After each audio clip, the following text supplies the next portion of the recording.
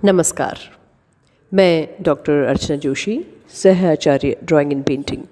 प्रिय विद्यार्थियों, आज हम आपके प्रायोगिक विषय जिसमें कि आपको स्टिल लाइफ का निर्माण करना होता है उसके बारे में थोड़ा सा अध्ययन करेंगे। वो आपको प्रैक्टिकल करना होता है, लेकिन प्रैक्टिकल को समझने के लिए थोड़ा सा सैद्धांतिक ज्ञान भी आवश्यक है।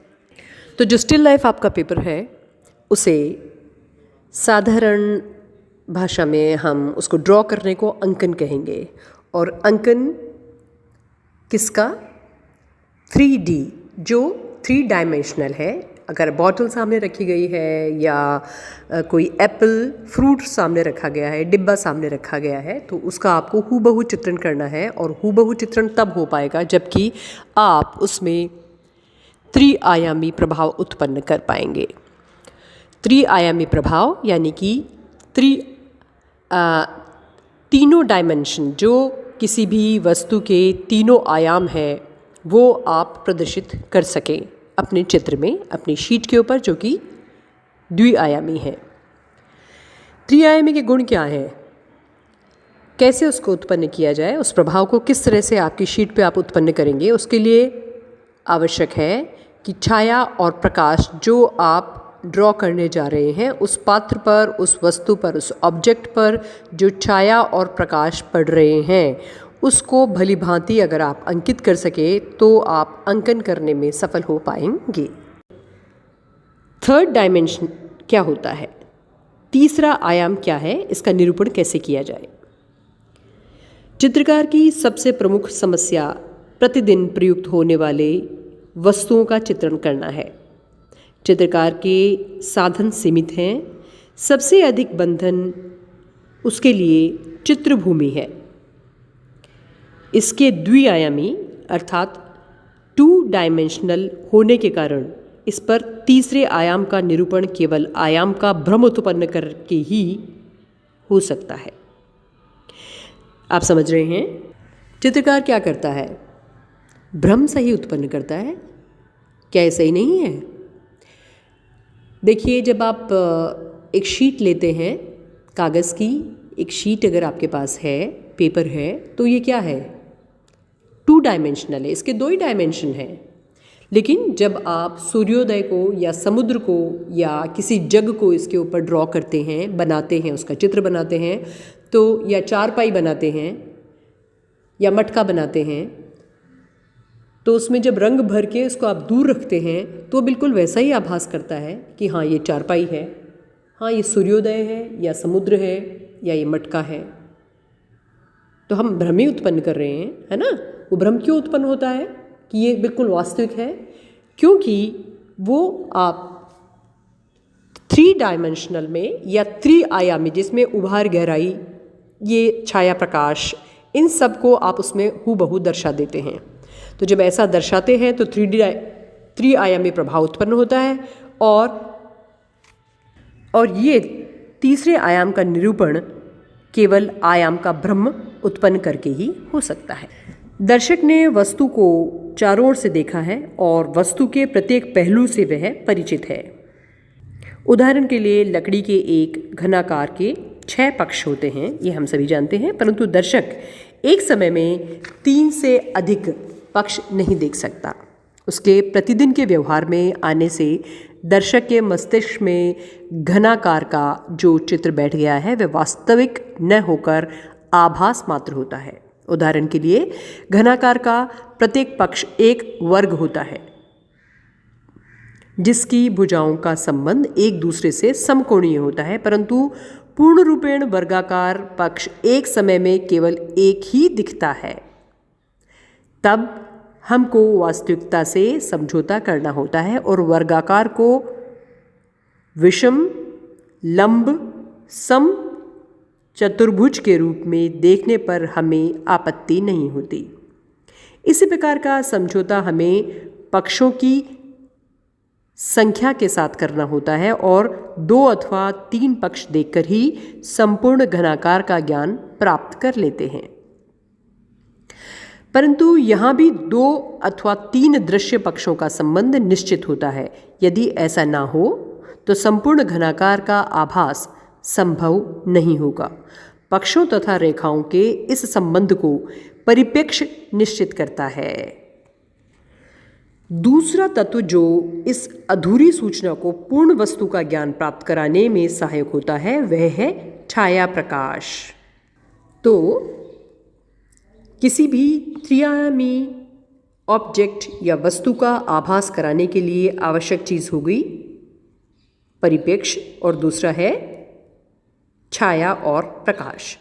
छाया प्रकाश चित्रभूमि के समतल में उभार दबाव का भ्रम उत्पन्न करता है और इस प्रकार ठोस आकार का प्रदर्शन करने में सहायक होता है। दर्शक सोचता है कि छवि चित्र ठोस वस्तु का सर्वश्रेष्ठ द्विआयामी निरूपण है, परंतु यह वास्तविकता नहीं है क्योंकि छवि चित्र स्वयं कई परिस्थितियों पर निर्भर करता है। इनमें कैमरे के लेंस की शक्ति, प्रकाश व्यवस्था, फिल्म की शक्ति तथा छापने वाले कागज के गुण मुख्य हैं। ये साधारण अनुभव की बात है कि प्रकाश व्यवस्था अनुपयुक्त होने पर छवि चित्र चपटा हो जाता है तथा ठोसपन का उसका गुण नष्ट हो जाता है। अतः त्रिआयामी वस्तु की द्विआयामी चित्रभूमि पर आकृति रचना करते समय छाया, प्रकाश एवं परछाई का विशेष ध्यान रखना चाहिए। चित्रित वस्तु पर केवल एक स्रोत से प्रकाश व्यवस्था करने पर एक निश्चित प्रभाव उत्पन्न होता है। साधारणतया वे तल जो प्रकाश से सर्वाधिक निकट होंगे सबसे अधिक चमकेंगे तथा प्रकाश से दूर होने वाले तल क्रमशः कम प्रकाशमान होते जाएंगे। इस प्रकार चित्र की प्रकाश व्यवस्था चित्र वस्तु के रूप के अनुसार होगी। सीमा रेखा को किंचित धूमिल कर देने से गोलाई का प्रभाव प्रचुर हो जाता है। त्रिआयामी वस्तु का द्विआयामी चित्रभूमि पर निरूपण करने के लिए चित्रकार को चित्रण वस्तु का एक महत्वपूर्ण दृष्टिकोण छांट लेना चाहिए तथा रूप निरूपण के तत्वों के आधार पर ऐसा चित्रण करना चाहिए कि दर्शक जिसे पहचान सके। इसके चित्रण वस्तु की बाहरी सीमा रेखा का बहुत महत्व है। प्रागैतिहासिक काल से ही मानव ने सीमा रेखा से बंधी आकृतियों से पहचान की प्रवृत्ति के आधार पर चित्रण किया है। तो द्विआयामी चित्रभूमि पर त्रिआयामी रूप निरूपण के 6 सिद्धांत हो सकते हैं। पहला, रेखा अथवा रंग व भिन्न के द्वारा आकार निरूपण। इससे आकृति की छाया जैसा प्रभाव उत्पन्न होता है। दूसरा, आंतरिक रेखांकन ठोस आकार के विभिन्न अंगों का दिग्दर्शन कराता है। तीसरा, सीमा रेखाएं तथा आंतरिक रेखाएं अतिच्छादित करने से आकृति के निकट तथा दूर के अंग प्रदर्शित किए जा सकते हैं। चौथा है, क्षय वृद्धि के आधार के अनुसार समानांतर रेखाओं के तिरछी रेखाओं द्वारा प्रदर्शन से तल की गहराई का आभास उत्पन्न किया जाता है।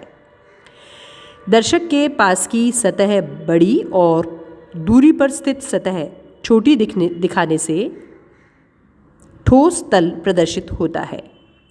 छठा है और अंत में छाया प्रकाश का ऐसा चित्रण करना चाहिए जो वास्तविक वस्तु पर पड़ने वाले छाया प्रकाश के अनुरूप हो। ऐसा करने पर संपूर्ण आकृति का निरूपण हो जाता है और दर्शक उसे ठोस आकृति के अनुरूप ही देखता है। त्रिआयामी रूप निरूपण के लिए विभिन्न पत्तियां, फूल तथा फलों को विषय वस्तु बनाकर और एक स्रोत से प्रकाश व्यवस्था कर पहले एक तथा फिर समूह में रखकर अभ्यास करना चाहिए। अर्थात आप किसी टेबल पर इस तरह के ऑब्जेक्ट्स को अरेंज कर सकते हैं और एक तरफ से लाइट यानी कि एक खिड़की जिस तरफ से लाइट आए उस खिड़की को खोल दीजिए और सामने बैठ कर के फिर चित्रण कीजिए तो ये जो वस्तुएं आपने रखी है ये एक तरफ से प्रकाश को प्रदर्शित करेगी और दूसरी तरफ से आपको छाया नज़र आएगी, और जिस टेबल पे आपने इनको रखा है उस पर भी इनकी छाया, उस पर और दीवार पे, पीछे वाली दीवार पर भी इसकी छाया नज़र आएगी। तो इस तरह से जब सब प्रभाव, टोटल प्रभाव को मिलाकर आप ड्रॉ करेंगे तो यह अंकन, हूबहू अंकन बन सकेगा। तो आज हमने अध्ययन किया अंकन के बारे में, और अगले व्याख्यान में हम अनुरंकन या द्विआयामी चित्रण के बारे में पढ़ेंगे। आप इसे अच्छे से पढ़ें, समझें। धन्यवाद।